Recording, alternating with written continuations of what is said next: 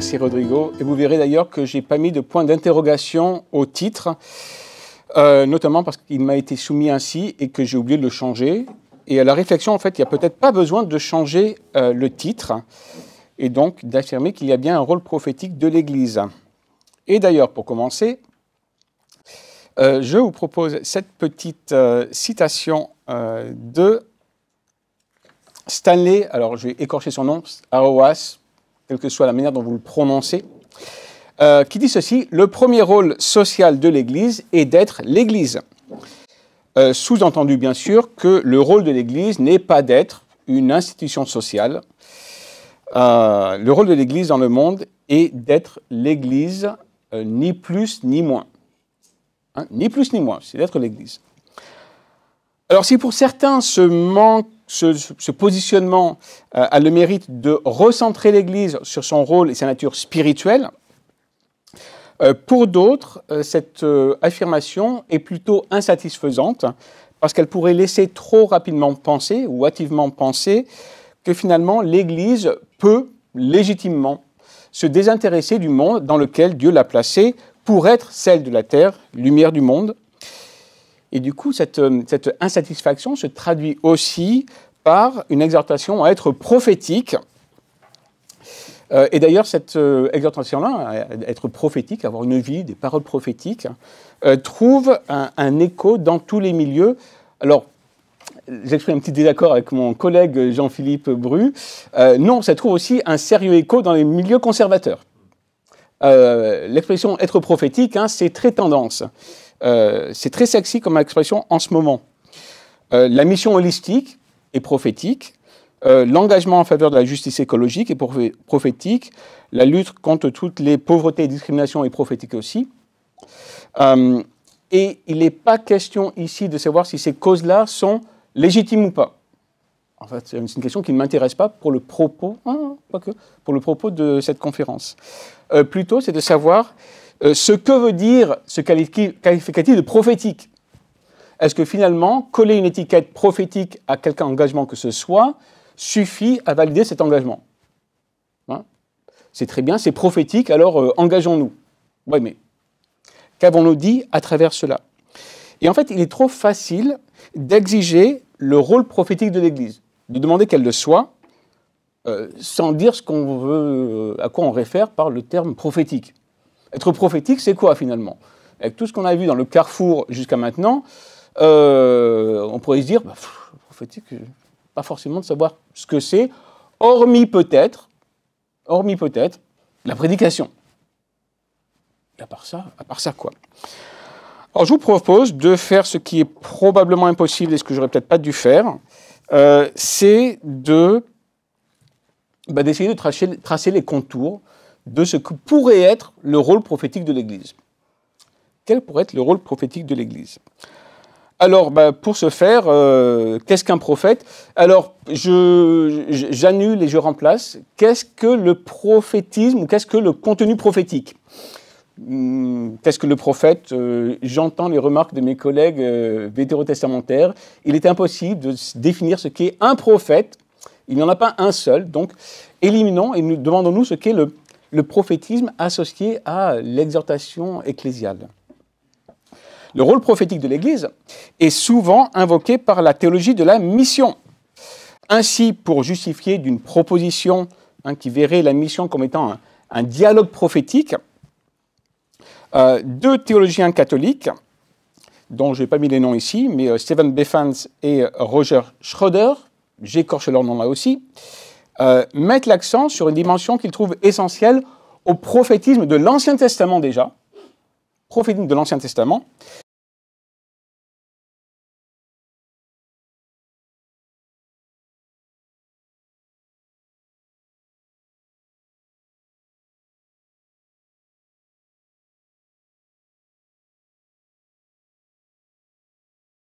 La mission s'ancrerait dans un dialogue avec la société environnante. Je ne suis pas forcément en désaccord avec la proposition finale qui nous concerne. J'ai plus de mal à voir le prophétisme comme dialogue fertile avec la société environnante. Habakkuk, il y a une forme de dialogue chez Habakkuk. plutôt avec Dieu qu'avec la société, hein. Donc, peut-être, à la rigueur, en tirant un petit peu sur l'interpellation du prophète. Chez Amos, j'ai un peu plus de mal encore, hein. On pense à Amos 4, hein, vous, les grosses vaches de Bassan, je ne suis pas sûr que ça entretienne un super dialogue avec la société environnante. Vous traitez les femmes de Paris de grosses vaches, ça ne va pas aller loin, quoi. Non, mais c'est ce que le prophète fait. Et vous, là, les grosses vaches de Bassan, j'ai un truc à vous dire. Dialogue prophétique. Affirmation prophétique, oui. Dialogue. Donc leur proposition, quoique intéressante sur notre pratique à nous, être sensible à notre environnement, me semble pas forcément définir ce qu'est le prophétisme appliqué au rôle de l'Église. Donc, à voir. Alors je me suis tourné vers la Bible, oui, et aussi parce que je ne peux pas faire tout le travail de préparation, je serais vers des vétérotestamentaires, des biblistes, et Gerhardus Voss, là aussi je suis désolé, chers collègues, j'écorche son prénom, nous aide, à mon avis, à faire un pas de plus en ce qu'il va lier la conscience prophétique qui va grandir. Donc effectivement, le conscience prophétique n'est pas identique à chaque pas de l'histoire prophétique d'Israël. Lier cette conscience-là au développement du royaume. Il va même jusqu'à dire, à tort ou à raison, que les prophètes étaient dans un certain sens les gardiens du royaume. Les gardiens du royaume. Ce qui est remarque intéressant parce que pour moi, ça explique un petit peu aussi le caractère très royaliste de certains des faux prophètes. D'ailleurs, Voss va un petit peu plus loin et va parler du contenu prophétique. Hein, si on essaie de tracer quelques grandes lignes du contenu prophétique à travers la diversité que contient l'Ancien Testament, 4 caractéristiques et que je modifierai un petit peu. Tout d'abord, c'est la vision de Dieu et de ses attributs. On peut voir ça notamment en Ésaïe, début d'Ésaïe. La relation renouvelée de Dieu avec son peuple. Relation renouvelée de Dieu avec son peuple. Mais relation renouvelée qui se fait aussi à travers la dénonciation forte des péchés du peuple. De son propre peuple. Hein, de son propre peuple. Et enfin, tout cela est encadré, enveloppé d'une direction, coloration eschatologique qui varie, bien sûr, selon les prophètes. Donc, 4 dimensions.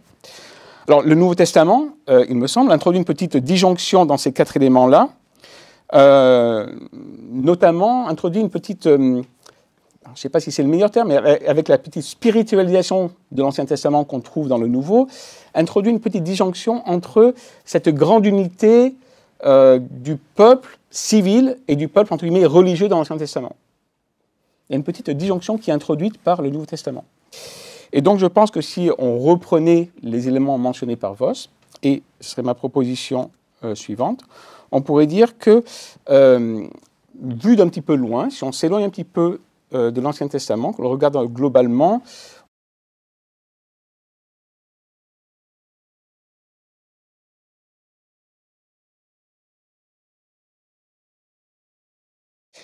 qui est la sensibilité au dialogue, ou le dialogue avec la société. Et ce dialogue fertile avec la société permettrait, à travers cette sensibilité à ce qui se passe autour de nous, le développement, la dynamisation de la mission. On pourrait essayer de tracer 4 traits, qui est d'abord la vision du règne de Christ, hein, donc l'Ancien et le Nouveau Testament, vision du règne de Christ, le dévoilement du péché du peuple de Dieu. C'est un élément fondamental du prophétisme, et d'ailleurs qui a attiré certains problèmes aux prophètes. Pensez à Jérémie. Ensuite, dévoilement du péché de la société civile, de son idolâtrie aussi. Ça va demeurer une partie du rôle prophétique de l'Église. En tout cas, ce serait ma proposition. Et enfin, je pense aussi que les signes de la venue finale du royaume, s'il y en a, font partie, ou devraient faire partie, de la vocation prophétique, du rôle prophétique de l'Église. Et je vous propose tout simplement de passer en revue, un par un, ces 4 points. En commençant par l'Église qui est prophétique dans l'annonce du règne de Christ. Et c'est probablement la dimension la plus évidente Et d'ailleurs, on en a déjà dit un petit peu lors des conférences précédentes, notamment avec la conférence de Jean-Philippe Bru sur le caractère prophétique de la prédication.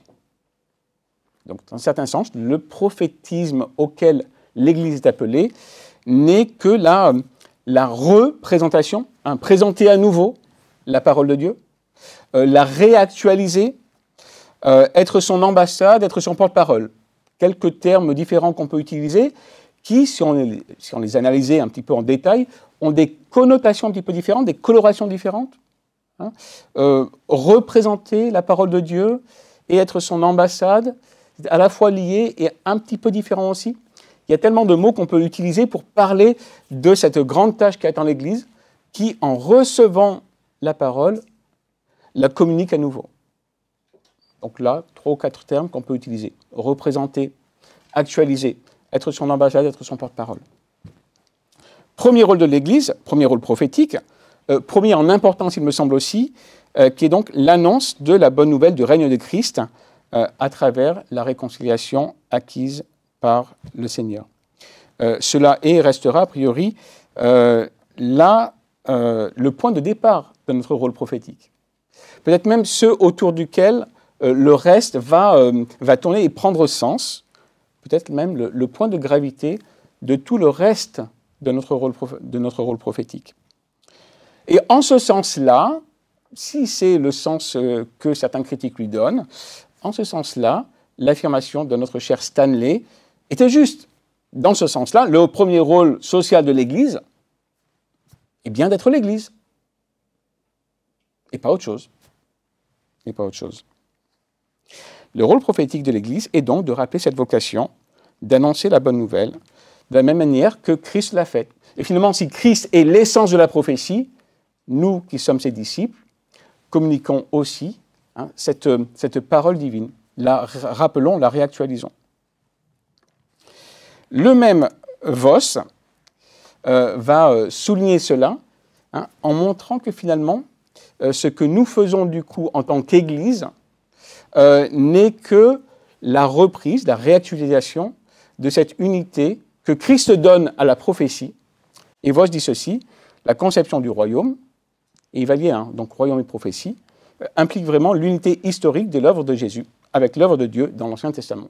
Ce n'est qu'une seule et même œuvre, prophétique royale, en quelque sorte, prophétique et royale. Voss va même jusqu'à dire, en conclusion plus tard dans son livre, son petit livre sur le royaume et l'Église, que le royaume est la plus profonde de toutes les conceptions bibliques. Et que finalement, c'est dans le prophétisme aussi cette conscience grandissante du royaume qui s'enrichit, qui se développe, qui en fait va conduire et préparer le ministère messianique de Christ. Tout est donc dirigé, tendu vers le royaume. Bien sûr, il faut comprendre dans cette proclamation évangélique du royaume, non pas simplement un contenu, on peut dire, doctrinal, qui existe, comme Jean-Philippe l'a rappelé, mais aussi cela inclut la pratique. La transformation des disciples fait partie du contenu de l'enseignement de Christ. Ce n'est pas simplement une conséquence, où on pourrait trop facilement séparer la doctrine de la pratique. Pas du tout. Pas du tout. En même temps, on pourrait dire du coup qu'il n'y a pas de saine doctrine qui ne soit pas pratique. Alors c'est ça aussi qui parfois me fait hésiter sur les applications en prédication, quoi qu'elles soient légitimes, mais tout texte bien compris dans l'Écriture véhicule en lui-même son application pratique. Parce que l'enseignement de l'Écriture a une dimension pratique aussi. Ce n'est pas simplement une conséquence éthique. L'éthique est véhiculée dans l'enseignement. Donc la transformation des personnes, des disciples, elle est véhiculée dans l'enseignement de Jésus-Christ. Ce n'est pas simplement une conséquence.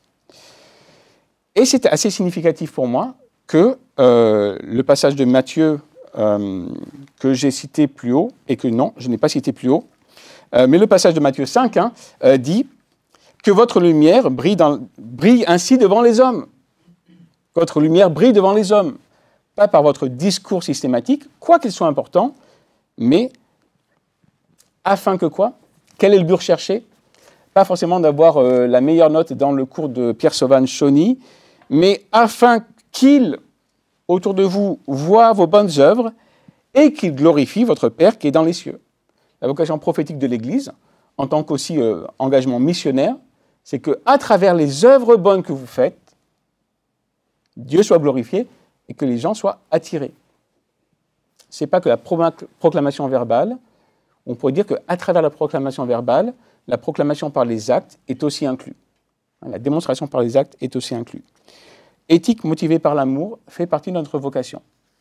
Et ça se traduit dans tous les actes de compassion, de justice, etc., auxquels on pourrait penser. Et c'est cela qui forme l'arrière-plan du deuxième rôle prophétique de l'Église, qui est toujours réel et que nous avons reçu en tant que disciples de Jésus-Christ, qui est de dévoiler le péché, l'idolâtrie du peuple de Dieu. Et quand on parle du rôle prophétique de l'Église, qui est de dénoncer l'injustice, l'idolâtrie, le péché, on pense peut-être le plus souvent, un petit peu rapidement, la solution facile, c'est cette société post-chrétienne, c'est ce monde sans Dieu, c'est ce monde païen qui est mauvais, méchant et qu'il faut dénoncer. C'est d'abord le péché du peuple de Dieu.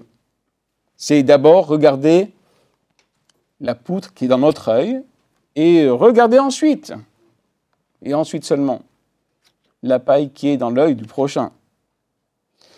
D'abord tourner vers le peuple de Dieu. Et cela se fait notamment par la parole et par les actes. D'ailleurs, il y avait beaucoup de prophètes dont les actes parlaient autant que les paroles. Quoi qu'on puisse être frappé que dans beaucoup de ces ministères prophétiques de l'Ancien Testament, les actes et les paroles allaient ensemble. Alors c'est ce qui me fait aussi dire que dans l'Ancien Testament, il fallait hésiter avant de vouloir être prophète, parce que regardez ce que les prophètes ont été obligés de faire, pas de dire seulement, mais de faire. Pensez à Ézéchiel, relisez Ézéchiel, j'aurais pas voulu être à sa place. Pour nous, l'engagement prophétique pour dénoncer notre propre péché passe aussi par les actes. Les actes auxquels nous sommes appelés, à l'image de Jésus-Christ, par exemple, incluent les actes de justice et de compassion. Ces actes-là, qui sont notre lumière au milieu des ténèbres, illuminent aussi les ténèbres de nos propres cœurs. Et donc, lorsque un frère ou une sœur a besoin de soutien et que je l'aide, peut-être parfois pour les mauvaises raisons, par culpabilité, ou parce que ça fait bien devant l'Église d'être le premier qui aide, eh bien, ça met en lumière mon orgueil et peut-être même les restes d'idolâtrie de moi-même qui sont là. Ces actes-là sont un dévoilement de mon propre péché, même quand c'est moi qui l'ai fait. Et peut-être surtout quand c'est moi qui l'ai fait. Et du coup, tout engagement en faveur des plus faibles, des migrants, des marginalisés, n'est pas une perversion du message évangélique. Tout encouragement à s'engager pour la justice dans la société n'est pas nécessairement, ne cache pas nécessairement un agenda progressiste. Cela peut aussi être, d'abord, la concrétisation de la foi que j'ai reçue en Christ. Et d'ailleurs, on pourrait revenir sur certains textes de l'Ancien Testament qui trouvent écho dans le Nouveau Testament, notamment cette grande charte éthique, comme l'appelle Christopher Wright, qui a écrit le livre sur la mission de Dieu, que les étudiants connaissent maintenant, qui considère que Lévitique 19 en particulier est un petit peu de la charte éthique du royaume. Et je n'ai pas le temps, mais on pourrait trouver un petit tableau comme ça ici. Donc je m'appuie sur N.T. Wright, sur Christopher Wright. Non, mais l'autre Wright peut être aussi lu, mais pour le coup, c'est pas N.T. Wright, c'est Christopher Wright que je cite, sur lequel je m'appuie, qui montre plusieurs dimensions de cette charte éthique, vous voyez, qui est complète et qui pourrait trouver aussi écho dans le Nouveau Testament, même s'il faut se garder des applications trop directes entre ancien et nouveau. On n'est pas non plus dans la même réalité sociale. Donc ça explique peut-être les certains manques que je vous mets dans ce tableau-là. Dévoilement du péché au cœur même du peuple de Dieu, ce qui explique pourquoi on pourrait résumer cela en disant que l'Église même si donc son premier rôle, son grand rôle est la proclamation prophétique, doit proclamer la grâce et pratiquer la justice. Parce qu'en fait, les deux ne sont qu'une seule et même chose, d'une certaine manière. On ne peut pas faire l'un sans l'autre. On ne peut pas prétendre proclamer la grâce sans pratiquer la justice.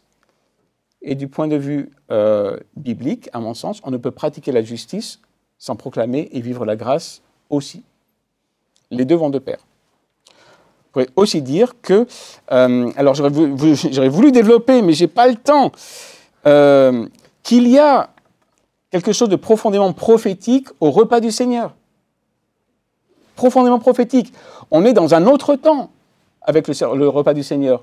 On rappelle quelque chose, on vit quelque chose au présent, à moins d'être purement symbolique, ce que je ne suis pas. Il y a quelque chose de réel qui se fait, mais j'annonce aussi quelque chose qui se passera dans le futur que je ne connais pas. Ce n'est pas simplement le repas du crucifié, c'est le repas de l'agneau. C'est le repas de l'agneau. Passé, présent, futur sont inclus là dans quelque chose que je fais à chaque fois que je me réunis avec des frères et sœurs chrétiens. Si vous pensez comme moi que nous devrions servir le repas du Seigneur à chaque fois que la communauté se réunit. Et enfin, l'appel à être prophétique à travers notre proclamation de la grâce et pratique de la justice veut dire aussi que les chrétiens, les déçus de Jésus-Christ, devraient être les modèles de ce que cela veut dire que d'être vraiment humain. Ça devrait être eux les modèles. Pourquoi ? Parce que nous sommes retransformés à l'image de Christ, modelés à l'image de Christ, qui est lui le premier d'une nouvelle humanité. C'est le premier d'entre de nombreux frères. Et c'est là que se trouve cristallisé ce que cela veut dire que d'être humain. Et donc, c'est pour ça aussi que la pratique d'actes de compassion est aussi essentielle, ou devrait être aussi essentielle, à notre vie chrétienne. Troisième rôle prophétique de l'Église, qui, à mon sens, demeure, et c'est peut-être là justement qu'il y aurait peut-être discussion et tension, dévoiler le péché, l'idolâtrie de la société civile. Je crois que cette dimension prophétique demeure comme rôle de l'Église. À discuter, parce que, ayant dit cela, vous pourriez me dire, immédiatement, parler du rôle prophétique de l'Église dans la société, n'est-ce pas un petit peu s'éloigner ou s'avancer sur la pente glissante de, entre guillemets, la justice sociale? Est-ce qu'il n'y a pas un danger à faire de l'Église une simple agence sociale, précisément ce que notre brave Stanley nous encourage à ne pas faire? En tout cas, si on le comprend comme ça. Et là, il y a question. Justice sociale. Attention, danger. Reculez avant de perdre votre âme. Le problème, c'est que cette expression justice sociale, d'après notamment Michael Novak, grand théologien et philosophe catholique, décédé il y a quelques années, qui a recensé un petit peu les manières dont on l'utilisait généralement, lui recense 6 utilisations séculières du terme, de l'expression justice sociale. Et cela va de la compassion, justice dans la société, les ordres de compassion, à l'agenda progressiste, en passant par la juste distribution des biens, l'égalité, le bien commun, la recherche du bien commun dans la société, ou l'établissement de nouveaux droits civiques. Donc ça va de la compassion à l'agenda progressiste. Vous avez toutes les colorations entre les deux. Ce qui veut dire que cette expression ne veut rien dire. En soi, elle ne veut rien dire. Ça dépend de ce que vous entendez. Et si vous parlez de justice sociale comme de œuvre de compassion, alors il y a peut-être peu d'hésitation à avoir. Comme le dit Calvin, si quelqu'un est dans le besoin et qu'on peut lui faire du bien, on devrait courir pour lui faire du bien, sinon on est moins que les bêtes. Bon, si par contre, pour vous, l'expression justice sociale, et c'est vrai qu'elle a cette coloration parfois, c'est l'agenda progressiste, alors oui, bon, je comprends que vous puissiez hésiter. Cela dépend ce qu'on veut dire par là. Et l'Écriture ne propose pas une vision qui soit uniquement liée à cet agenda progressiste. Il y a effectivement un déploiement d'actes de compassion qui traversent l'Écriture et qui parfois semble même être adressé à la société civile, que le peuple de Dieu soit vraiment croyant ou pas d'ailleurs. C'est attendu de la part du peuple de Dieu. Et d'ailleurs, même les vaches de Bassan en Amos 4 sont reprises par le prophète à cause de cela, dont on peut douter de leur foi. Et pourtant, l'acte de justice et de compassion est un des objets de forte remise en cause, exhortation prophétique, dialogue prophétique d'Amos. Hein? Cette responsabilité-là, elle demeure. Elle demeure. Bien sûr, si vous hésitez encore un petit peu, vous dites, ouais, mais comment dans la pratique? C'est bien la théorie, mais dans la pratique, comment éviter de ne pas faire de notre acte de compassion et de ne pas tomber peut-être dans le piège, dans le panneau, dans le guet-apens de l'agenda progressiste? Je comprends les hésitations, je comprends le danger qui peut-être est toujours là pour vous. Après tout, c'est vrai qu'on en parle beaucoup. Il me semble que deux choses peuvent nous aider à faire en sorte que nos actes de compassion continuent à nous rendre à l'image de Christ. Parce qu'il est vrai que les actes que nous faisons au quotidien, ce que nous accomplissons au quotidien, nous transforment à l'image de Christ ou à l'image d'autre chose. Et ça, c'est tout à fait vrai. Même les actes nous transforment à l'image de la société ou à l'image de Christ. Alors, comment éviter le piège? Si piège il y a. La première chose, je pense qu'il faut vraiment maintenir le lien intime entre acte et parole. Pour l'Église, pour les chrétiens, il ne peut y avoir aucune dissociation entre acte et parole. Les deux vont ensemble. Et si acte de compassion et de justice il y a, il doit y avoir aussi proclamation évangélique. Proclamation de la grâce, pratique de la justice. Les deux. Comment, dans des circonstances différentes, je suis incapable de vous le dire, parce que les circonstances sont différentes. C'est à nous, à vous, de trouver la manière dont actes et paroles vont être ensemble, indissociés. Attention, ça ne veut pas dire par contre que dès que vous faites un acte entre guillemets de compassion, vous devez prêcher l'évangile. J'ose pas le dire, mais je ne trouve pas d'autre expression. C'est plus compliqué que ça. Je veux pas vous entendre. C'est plus compliqué que ça. Parfois, on est obligé de le dire. On est obligé de le dire.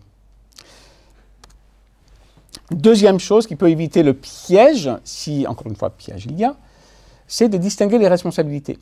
Et là, je crois que notre cher Stanley a quelque chose d'important à dire. C'est que le rôle de l'Église est vraiment d'être l'Église. Et que, oui, le rôle de l'Église n'est pas d'être une agence sociale. C'est d'être celle qui proclame, qui est ambassadrice de la réconciliation. Et je doute que ce soit à l'Église d'accomplir toutes les œuvres de compassion qui sont décrites dans l'Écriture. Avec un petit point de tension qui est crucial, qui est le soutien aux frères et sœurs. Cependant, est-ce que cela veut dire que moi je suis un membre du peuple de Dieu, je suis membre de mon Église, l'Église est ambassadrice de la réconciliation, ça veut dire que l'Église prêche et elle ne fait rien d'autre? Non, parce qu'encore une fois, elle soutient les plus faibles. Hein? Le frère, la sœur. Mais le chrétien a la responsabilité encore plus large d'œuvre de compassion. C'est le chrétien, en tant que personne créée à l'image de Dieu, reçoit, et à mon sens, en vertu de la vocation créationnelle, la responsabilité de faire toutes choses en vue de la fructification et de la bénédiction de l'humanité. Et si faire fructifier l'humanité, c'est œuvre de justice et de compassion, alors, en tant qu'être humain, vous êtes appelés à le faire.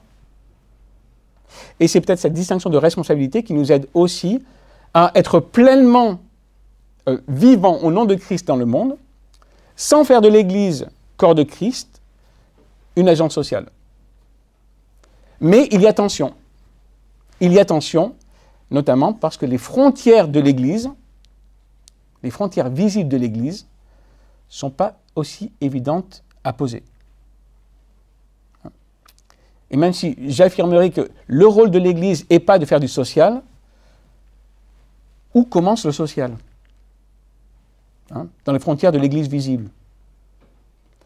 Le grand-parent athée, anticlérical, bon français, comme j'en connais dans le parc Jourdan,